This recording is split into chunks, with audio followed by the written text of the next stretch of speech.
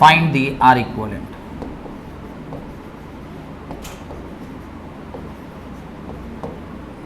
Solve कीजिए। ये भी एक अच्छा सवाल है, ये भी एक अच्छा सवाल है, सॉल्व कीजिए। हाँ, ऊपर वाला एंगल बस सॉल्व करना है। दिया है सब कुछ। हाँ, बीच वाला जो ए में, ए जब ऐसे लिखते हो तो एक ये भी तो क्रॉस पीस डालते हो, वो क्रॉस पीस है। और ये पूरा 20 सेंटीमीटर है, ये पूरा 20 सेंटीमीटर और बीच वाला 10 सेंटीमीटर है।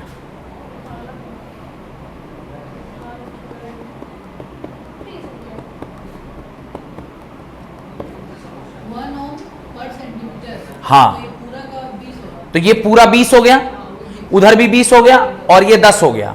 अब ये 20 भी दो भाग में डिवाइडेड है, तो ये 10, ये 10, ये 10, ये 10। तो अगर इसका डायग्राम बना लिए तो आंसर तो बन ही जाना है। इसका डायग्राम कैसा होगा? आर होगा, बताता हूं,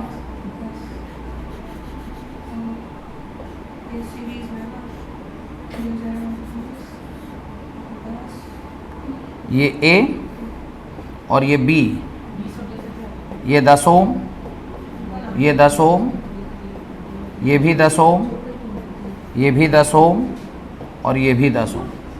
ये निकला कैसे? तो लिखा है 26.66 है। कितना है? 26.66 सही है। ये एक बार बन गया तो फिर और इसमें ज्यादा कुछ जान नहीं रह गया। क्यों? उसने बोला है ना 1 ओम पर सेंटीमीटर, 1 ओम पर सेंटीमीटर। तो ये अगर 1 ओम पर सेंटीमीटर है तो ये वाला लेंथ के बारे में उसने बोला है कि ये कितना दूरी का है, ये 20 सेंटीमीटर का है। और इधर वाली भी जो दूरी है वो कितने की है? 20 सेंटीमीटर की है। अगर ये 20 सेंटीमीटर, ये भी 20 सेंटीमीटर, बीच वाला उसने बोला है 10 सेंटीमीटर। 1 सेंटीमीटर बराबर 1 ओम, तो 20 सेंटीमीटर बराबर 20 ओम। इधर भी 20 ओम और बीच वाला 10, लेकिन ये 20 ओम भी दो भाग में डिवाइडेड है। दो भाग में डिवाइड होने की वजह से ऊपर वाला 10, नीचे वाला 10, इधर 10, इधर 10। और अब आप इसको सॉल्व कीजिएगा तो ये दोनों किसमें आ गया? सीरीज में। वो ये दोनों कितना आ गया? पैरेलल। और फिर वो तीनों किसमें आ गया? सीरीज में। और जब आप इसका आंसर लिखेंगे तो आंसर आएगा I equivalent is equal to 26.67 ohm, and that is the answer to this question. That is the answer to this question. समझ में आया? इस तरह का छोटा मोटा सवाल तो कर ही लेंगे आप लोग।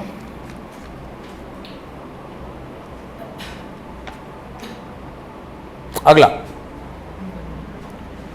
You are next question. Question number क्या है? 6। ये एक सर्कल है, ये एक सर्कल है और इस सर्कल के यहां पर एक रेजिस्टेंस R लगाया गया है, यहां पर एक रेजिस्टेंस है, यहां पर एक रेजिस्टेंस है और यहां एक रेजिस्टेंस है।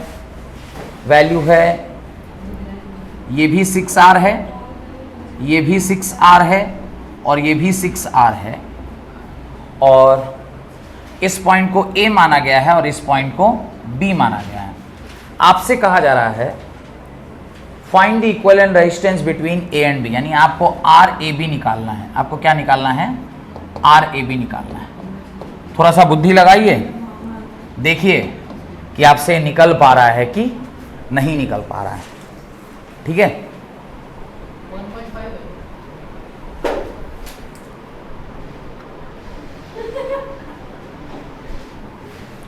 अब देखिए, क्वेश्चन तो आपके सामने लिखा हुआ है। अब इस तरह के सवाल में जहां पर आपको इस तरह का वैल्यू सब दिया रहता है, हम लोग अगर नहीं जानते हैं कि क्या है, तो एक चीज तो आप क्लियरली समझ सकते हैं कि कैसे हम लोग इसको अप्रोच करेंगे। ये पॉइंट A है, जहां तक रेजिस्टेंस नहीं है वहां तक को आप क्या मान लीजिए? A मान लीजिए। यहां भी रेजिस्टेंस नहीं, इसको भी आपने क्या मान लिया? A मान लिया। लेकिन यहां जैसे ही रेजिस्टेंस क्रॉस किए कुछ एक पॉइंट अब अलग सी मानना होगा, क्योंकि आप एक रेजिस्टेंस क्रॉस कर गए हैं। इसका जो इक्विवेलेंट सर्किट आप बनाइएगा वहां पर 3 पॉइंट है, एक पॉइंट है, सी एक पॉइंट है और बी एक पॉइंट है। ए और सी के बीच में देखिए 3 ठो रेजिस्टेंस लगा हुआ है, एक रेजिस्टेंस, 2 रेजिस्टेंस, 3 रेजिस्टेंस, और तीनों का वैल्यू किसके बराबर है? 6R, 6R and 6R। और CB के बीच में क्या लगा हुआ है? सिंपली एक R लगा है। तो अब मेरे ख्याल से क्लैरिटी आ गया होगा। इसका RAC 6R/3 that is equal to 2R, और ये क्या आ गया? RCB जो है वो कितना है? R है। तो आपसे RAB पूछा है तो क्या हो जाएगा? 2R प्लस R, क्योंकि ये दोनों सीरीज में है, और आंसर क्या आ जाएगा? 3R। कहां पे? यहां? अरे हम क्यों छोड़ेंगे? अरे ऐसे कैसे छूट जाएगा? डन। एक और सवाल करिए, फिर आज की क्लास समाप्त करते हैं। क्वेश्चन नंबर 7, सिमिलर, उसी सब टाइप का। डन। ये एक सर्कुलर वायर है, ये एक सर्कुलर वायर है जहां पर ये A है और ये क्या है? B है। डन। यहां पर 30 ओम, इस तरफ, सॉरी यहां 30 ओम बोल रहे हैं, 3 ओम, ये 6 ओम है, ये 3 ओम है, ये 8 ओम है, और यहां पर एक वायर है जिसका वैल्यू दिया हुआ है 30 ओम। ये 30 ओम है। आपसे कह रहा RAB निकालो, 3, 6, 8, 30। आपसे कह रहा बताओ क्या RAB कितना होगा? ये आपसे सवाल पूछा है। This is the question asked.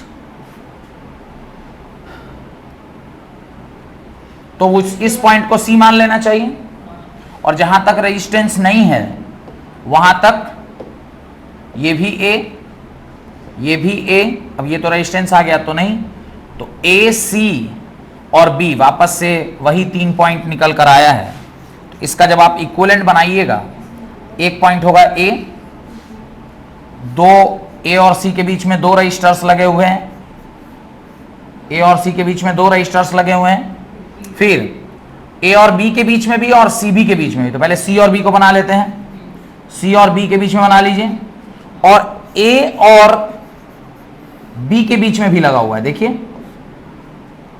A और B भी है ना, तो ये नीचे वाला 30, ये हो गया 3 ओम, ये हो गया 6 ओम, और ये हो गया 8 ओम।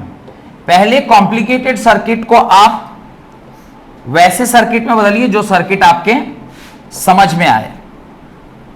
अब ये दोनों पैरेलल, जो आया वो सीरीज, और फिर वो दोनों पैरेलल।